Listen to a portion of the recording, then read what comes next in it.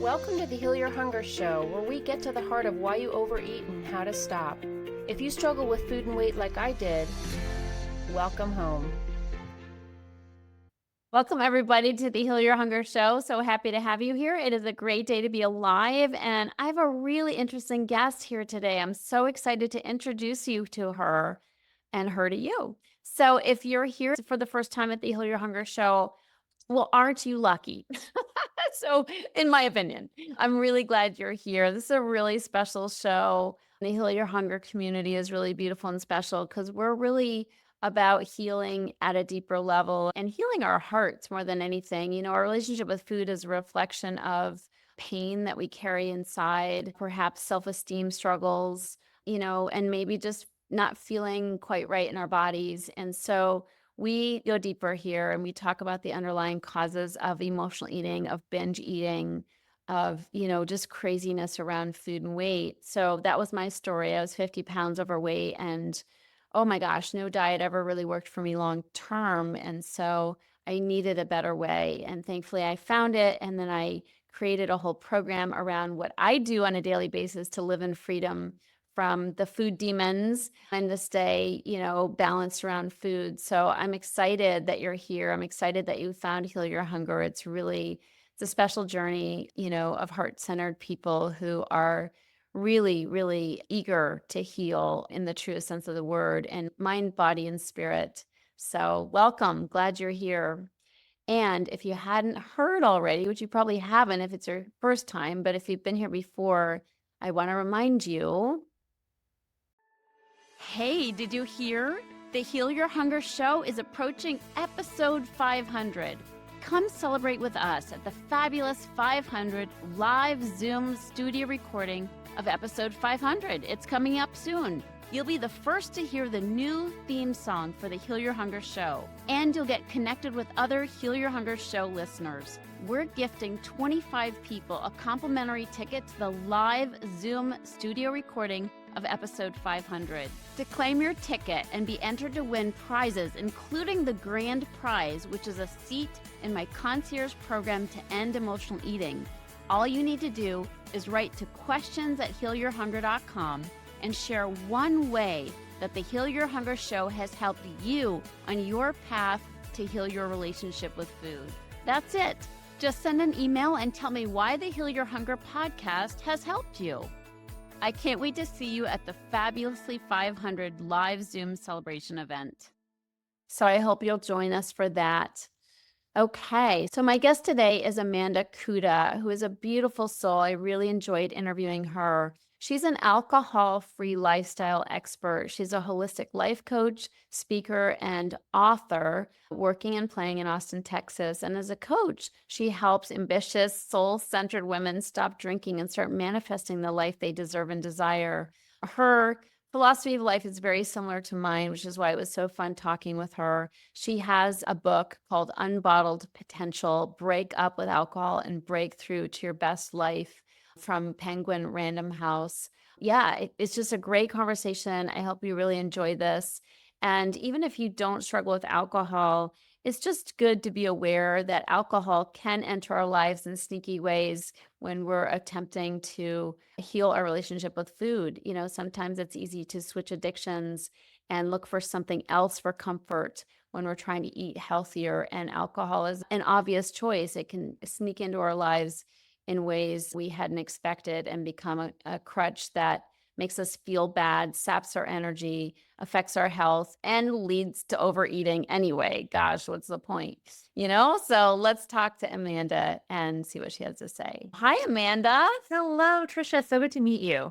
I'm so thrilled that you're here. It's nice to meet you too. And when I learned about you, I thought, I think you'd be a great guest for this show. And the reason being that I often have clients who are working on their food issues, but I can detect a little bit of a struggle around alcohol as well. And that's not my focus, even though I personally had my own alcohol issues and I've been alcohol-free for several decades. I don't focus on it in my work. I'm really helping people heal their relationship with food, but it's easy to switch addictions, for sure, or as my mentor used to say, when you have an addictive personality, why stop at one, Exactly, exactly.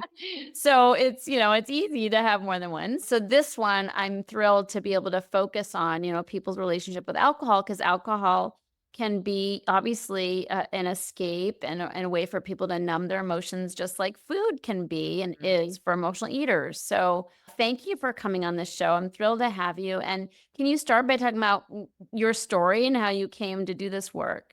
For sure. So I am alcohol free now 8 years, so a little bit behind you, but still, Beautiful. just a wonderful, the best thing I ever did for my life and my health.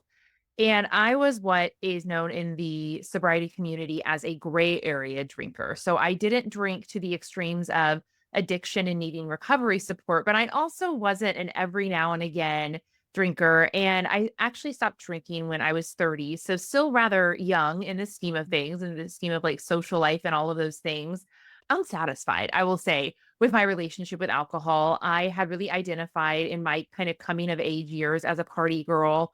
I idolized Carrie Bradshaw. And what did Carrie Bradshaw do but have a great wardrobe and a martini in her hand?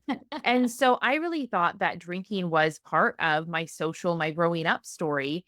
And when I turned 30, something just happened that I thought, you know what? This isn't it. There has to be something more. And I really tried to put all of these new pieces into place. So I was doing productivity, personal development, spiritual development. I was going to yoga, going to the gym, counting my calories on my fitness pal and doing all of these things to like make myself better, quote unquote. And it felt like everything was just marginally moving the needle. And so then I asked myself the question, okay, maybe it's not so much about adding things to your life. What if it's about subtracting something that's not working? And as much as I didn't want alcohol to be the answer because it was such a huge part of my social life, I looked at the equation several times and I thought, well, that's really, it's either that or I have to accept that I'm, you know, doomed for failure and there's something wrong with me. And so I got really curious and really stubborn. And I decided, you know what, even though this is such a really a social crutch for me, and also I found later an emotional one, I'm going to give it a try. I'm going to remove alcohol from the picture and see if this subtraction element doesn't, in fact, help me. And you know what, Trisha, much to my dismay, everything got better. Even though I was only a social, casual drinker, everything in my life improved once alcohol was out of the way. And so now it's my job to shout that from the rooftops for anyone who wants to hear. I don't want to push it down anyone's throat, but if anyone's curious about if alcohol might be keeping them stuck and keeping them from reaching their goals, I'm happy to talk about it because it had such a profound difference in my life. I love that. I mean, amen to all of it. Anything that's standing between us and feeling truly free, that's dragging down our energy. That's Yeah. dragging down our energy. It's taken up time and thought time and, mental space. And so it's just really beautiful that you tried it, right? Like you're like, let me try this. That was courageous of you. And it was a good experiment that proved that you feel better when you don't drink, And I often say, and I say this about sugar because I'm a reformed sugar addict, and I think it's really true about alcohol, though alcohol can at least provide that social element. I mean, sugar can too, but physically speaking, there's no redeeming qualities to sugar. Like it's just not good for your body. And I think that's true for alcohol too. I mean, of course, people came up with studies around red wine. That was so funny when that came out. That was years ago. It's like, oh, what is it? Resveratrol or whatever Mhm. that ingredient in red grapes or whatever. And I'm always like, the scientists who are doing those studies, they are trying to justify drinking. Like they Yes. Who's want paying for those? We need to Yes, know. exactly. And come on. So, I mean, of course, there might be some slight positive, benefits you could gain, but not any more positive than if you just stopped it altogether and went outside and took a walk, in Absolutely. the sunshine, Absolutely. right? Yeah, it's so confusing because we get these like, Cosmo magazine cover headlines about the benefits of alcohol. And at the end of the day, all of those benefits could be gained from doing something that is 100% healthy versus something that also requires you to drink. Right. Unfortunately, ethanol is the base ingredient of alcohol. And I'm not here to like fear tactic anyone. I think that we all probably had an education that included dare at some point, and so we know that alcohol is not good for us, and yet we choose to drink it. But it's just a really good reminder that there are people out there, whispering these secret benefits that really don't outweigh the pros don't outweigh the con at the end of the No. day. And Yeah. it's really important that we start to educate ourselves on what it's doing to us, but also what not so much to shame ourselves, but also to look at what could our lives be like without it? How could we soar and expand in more positive ways if we just stopped, just kind of got over the BS? Yeah, absolutely. Let's talk about some of the negative effects of drinking alcohol because I think that's important. And then we will move to positive effects of not drinking alcohol. But what are the Yeah. effects of alcohol that people might not realize? Yeah, on the physical plane, it dehydrates you. So it makes you age faster because it dries out your skin, ruins your skin, and it causes your sleep to be completely just dysfunctional. I think we have this benefit now. I have a wearable, I have an Aura ring on, and so many people wear an Aura or a Whoop. And the data is astounding that if you quit drinking alcohol, and a lot of people use alcohol to get to sleep, right? Or to check out, that's Right. actually just passing out. Going and getting really good sleep is a different thing, and I'm so grateful for these entities that have this really amazing data now that can show us the difference between what really good sleep is. And those devices can look and catch in an instant. Did you have some wine tonight? Did you have a drink? We see that there's something off with your sleep, which is wild. Of course, it just ruins your gut. It is no good for any of your vital organs. Let me just tell you that it slows down the function of all your vital organs. And if you are trying to just have a healthy, vibrant life, it's going to slow that down. And from a mental perspective, it changes the way that our brain functions. And so, by the way, I'm not a doctor. I just want to say that these are all armchair expert explanations to really make it very accessible to everyone. But it changes the way that we handle adversity. So, not only when we're drinking, but it changes that adversity handling quality longer term. And so luckily we have, there's a possibility of neuroplasticity. You can retrain your brain, but you'll find when you're drinking, you're not able to handle conflict, challenge, stress, all of those things because you've trained your brain to take shortcuts. And overall, you are going to be more stressed when you've been using this shortcut as a management system that if you just figured out how to manage stress on your own, which certainly isn't fun or glamorous, but it makes your life a lot easier when you figure out how to truly do it by yourself. Yeah, that's the heal your hunger way when it comes to Mhm. food. It's like we use food for comfort and for stress relief and all these things. And in order to heal our relationship with food and have weight loss, we have to, really find those new coping tools so food isn't our go-to all the time. And it's the same for alcohol and any other like substitute whatever you want, pot and TV and shopping and I mean the list goes on and on. Why stop at one?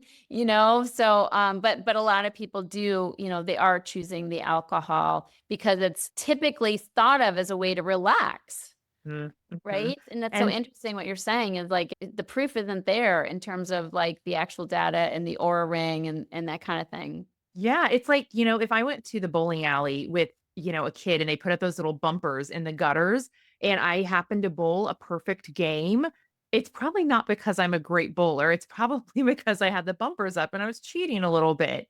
And that's exactly what alcohol does is it tells us or we're relaxing, but we're really just cheating at that relaxation. And that's a really harsh criticism to make, but realistically, that's what we're doing.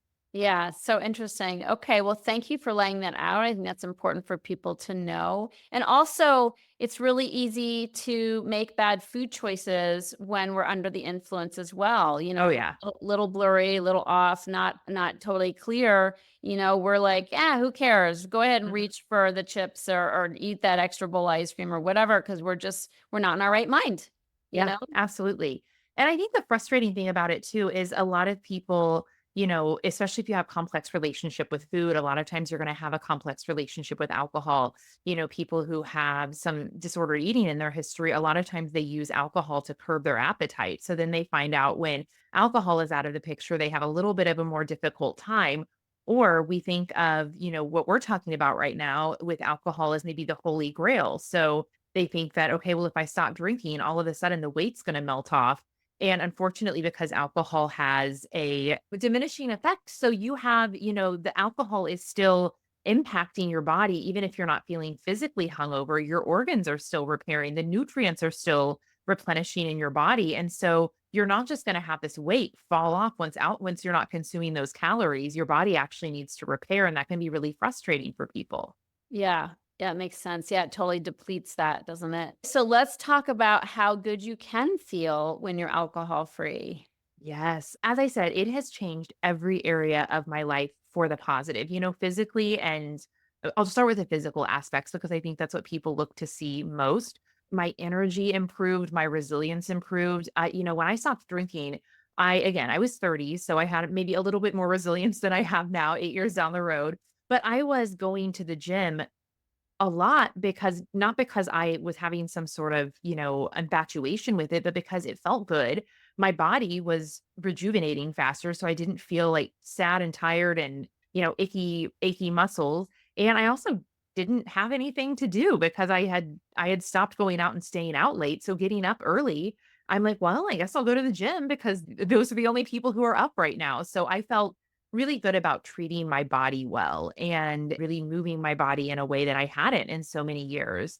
In terms of mental resilience, yes, you will have to learn some new behaviors, but a few years or even a few months in, just applying the strategies that I already knew for taking care of your mental health, all of a sudden, things that used to trip me up and things that used to frustrate me and things that used to have me saying, why me or this again, all of a sudden those things failed to have such a weight and such a pull on me. And I was able to solve problems and handle them with ease and grace. My relationships got easier. My, spiritual connection got deeper. And I was feeling more creative and more inspired and more driven. And truly, when I say everything that could have possibly changed for the better did, I really, really mean it. And I'm happy to dive into any of those areas. But I just thought it was so miraculous that this one seemingly insignificant change could have such a powerful impact on every area of my life.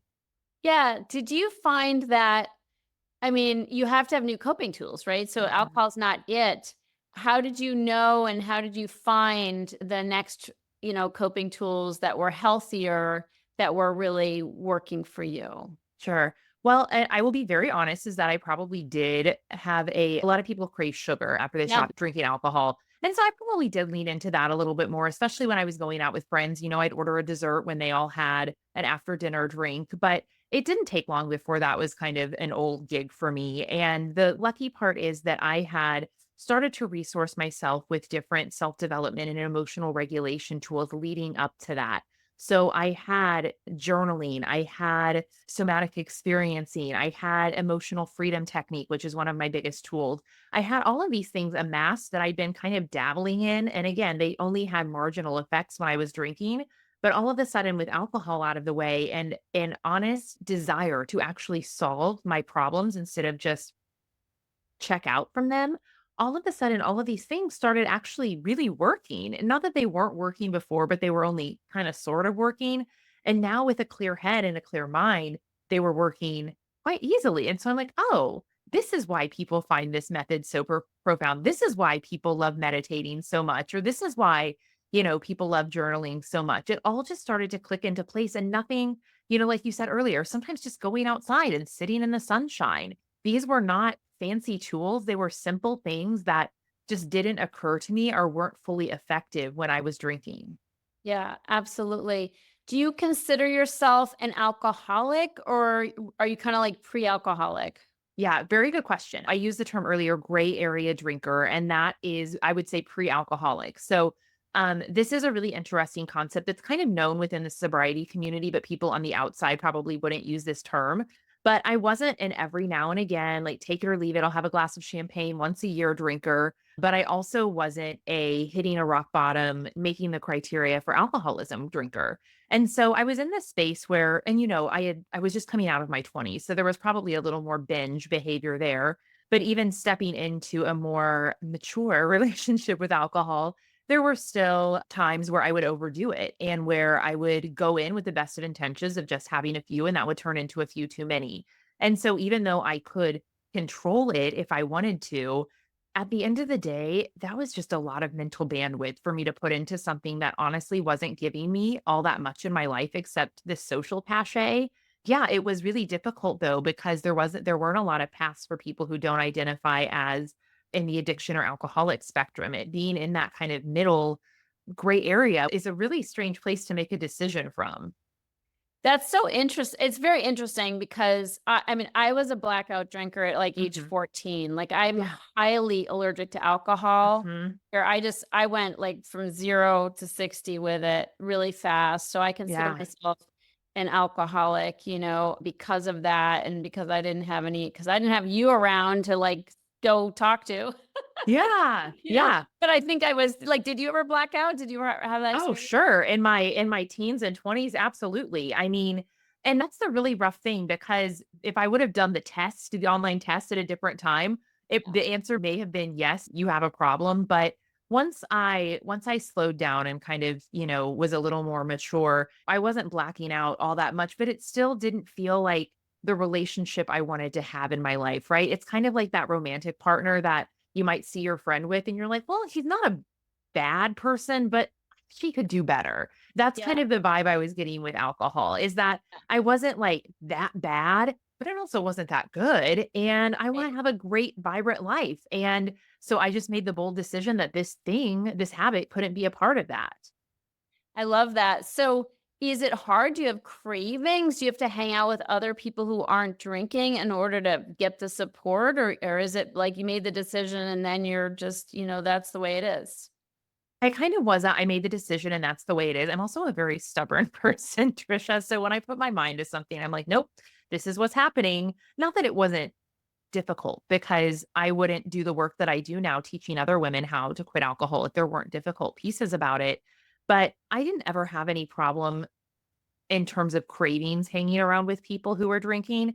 What I actually realized is that it just started to feel unfulfilling because we were on, at some point, different energetic planes, I'll say, Right? as they Yes. started to go further and further into their night out on the town. And that just started to feel unsatisfying. So it wasn't that I was having cravings from a social perspective, but just that the things that I enjoyed doing socially started to shift. Yeah, that makes a lot of sense. It's very empty. My dad stopped drinking and he didn't feel like he was bad enough to like go to AA, but Hmm. he did stop drinking and he like he changed. Like Yeah. he had to change because Hmm. he didn't want to hang out and go to superficial parties anymore. That was their lifestyle, my mom, and he just is bored by it, which it is very boring to hang out with people who are drinking when you don't drink. Like it's Yeah. just the conversation just doesn't go that deep and it's not satisfying and you get to crave a deeper, I mean, emotional eaters crave a deeper conversation anyway, but it's like Hmm. it, very quickly you're just wanting more. And so he became more a little bit reclusive. Like he just wanted to read his book, and be That's me a lot of quiet the with like, times too. yeah, with like classical music. That was it. But definitely the party scene just was so boring to him. He just had no interest anymore. And I'm not really interested personally because I don't drink. I can do it, I can do it, but I don't hang out with drunk people too much. I mean, I'm 57, so I don't really, I don't hang out with drunk people anyway. I'm not in the young scene, but I'd rather be with conscious people who have something to say instead of just drunk banter. Yeah, absolutely. And I think the interesting thing that might resonate with your audience in terms of, emotional eating is that, when you're wanting to have that deeper conversation and it's not available to you, it can feel like alcohol makes you more fun and you need to hold on to that as a social lubricant.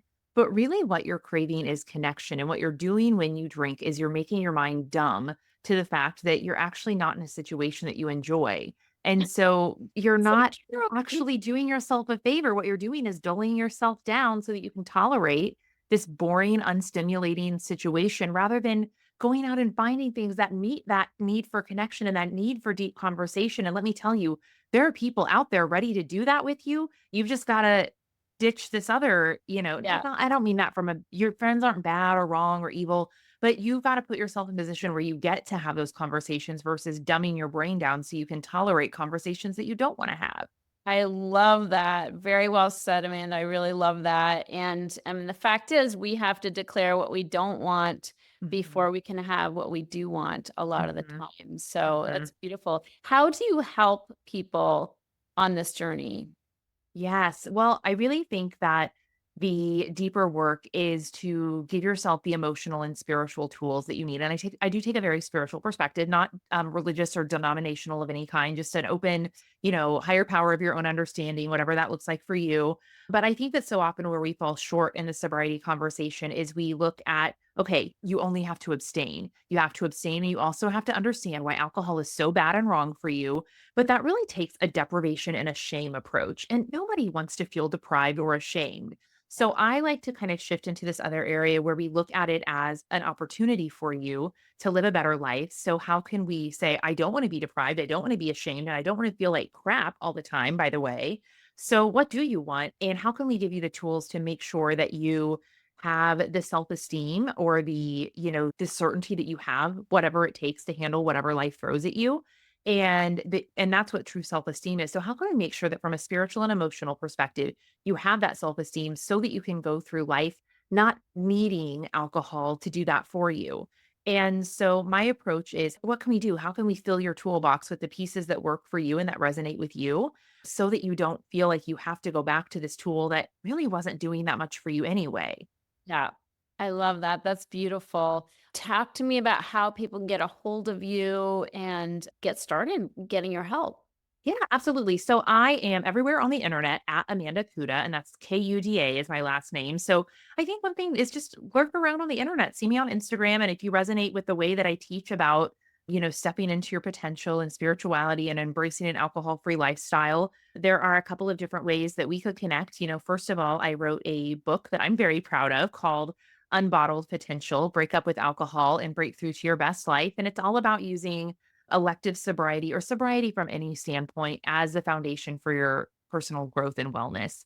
And that's a very easy way to get to know me and my heart and my story and the way that I teach. And of course, I have programs and coaching down the road if that's something that resonated. But I think this, just like reading or listening to that book, is a very good way to understand if this lifestyle could be something that might benefit you.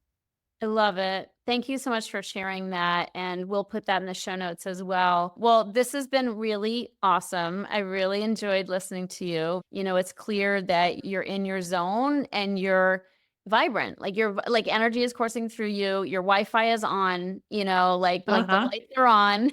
The lights are on. The Yes. vibration is happening. And I know that's, not completely because you're alcohol free, but alcohol free enabled you to have that experience and to be living so much more brightly. Yes, I thank you. Thank you for reflecting that to me. And I very much feel that. I feel it and receive it. And I'm so grateful that I got to share this with your audience today. Yeah, it's great. And I'm a big proponent. I mean, I don't beat the drum for those who don't have an issue with alcohol, but I certainly have had an amazing, 36 years alcohol free. And I will just say, like you mentioned about it drying out your skin, like people often are very surprised to hear that I'm 57 years old, Mhm. and I'm like, well, when you don't eat sugar and you don't drink alcohol, it really helps. Like it really helps Yes, your skin. absolutely. Well, So you look great and vibrant and glowing, and I can see just like your happiness and energy radiating off of you. thank you. Thank you. Yeah, it's working. Can you share with people, this being the Heal Your Hunger show, my last question for you is what's your deepest hunger, Amanda? Mhm. Ooh, my deepest hunger is to, I know it's kind of, yeah. I didn't mean to stump you, No, but and normally yeah. something will just come out of me, Yeah. but I think it's to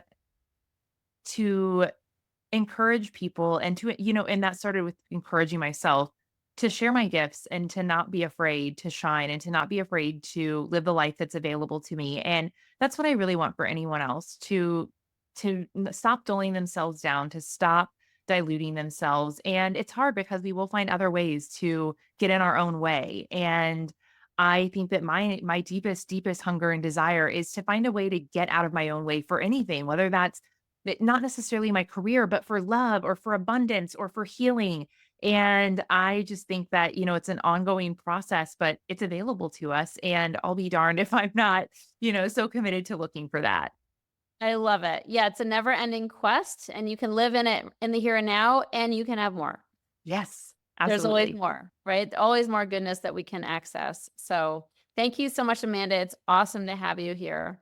Absolutely. Thanks, Trisha. Hey, did you hear? The Heal Your Hunger show is approaching episode 500. Come celebrate with us at the fabulous 500 live Zoom studio recording of episode 500. It's coming up soon. You'll be the first to hear the new theme song for the Heal Your Hunger show, and you'll get connected with other Heal Your Hunger show listeners. We're gifting 25 people a complimentary ticket to the live Zoom studio recording of episode 500. To claim your ticket and be entered to win prizes, including the grand prize, which is a seat in my concierge program to end emotional eating, all you need to do is write to questions@healyourhunger.com and share one way that the Heal Your Hunger show has helped you on your path to heal your relationship with food. That's it. Just send an email and tell me why the Heal Your Hunger podcast has helped you. I can't wait to see you at the Fabulously 500 live Zoom celebration event.